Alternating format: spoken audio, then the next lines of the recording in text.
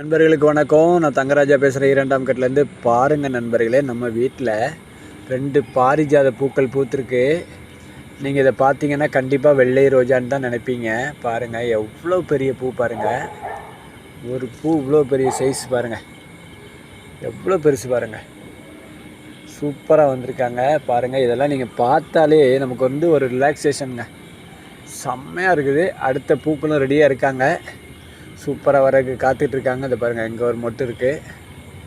இது மட்டும் இல்லை, இங்கே பாருங்கள், இங்கேயும் ஒரு மொட்டு இருக்குது. அது மட்டும் இல்லைங்க, இங்கே பாருங்கள், இங்கேயும் மொட்டுக்கள் காத்துட்ருக்காங்க. இங்கே பாருங்கள், அடுத்தடுத்த மொட்டுக்கள் சூப்பராக காத்துட்ருக்காங்க. ரொம்ப சூப்பராக இருக்குது. நீங்கள் யோசிச்சு பாருங்கள், இந்த மாதிரி அழகை நீங்கள் எங்கே ரசிக்க முடியும் சொல்லுங்கள். அப்பா, என்ன ஒரு அழகு பாருங்கள்.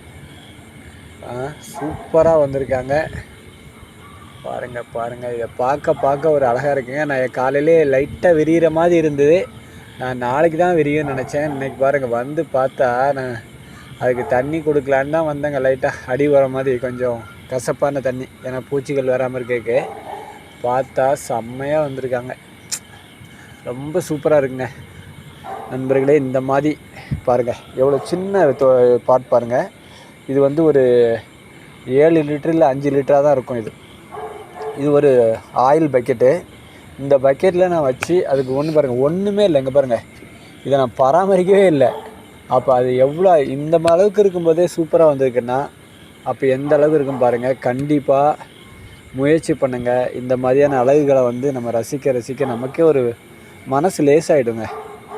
நல்லா மாடிக்கு வந்தனாலே திரும்ப கீழே போக மனசு இருக்காது, அந்தளவுக்கு இருக்கும். ரொம்ப சூப்பராக இருக்கும். கண்டிப்பாக முயற்சி பண்ணுங்கள் நண்பர்களே. நம்மளுடைய சேனலை பாருங்கள், சப்ஸ்கிரைப் பண்ணுங்கள், மறக்காமல் சப்போர்ட் பண்ணுங்கள். அது மட்டும் இல்லைங்க, பெல் பட்டனை தட்டி விடுங்க. தேங்க்யூ, பாய்.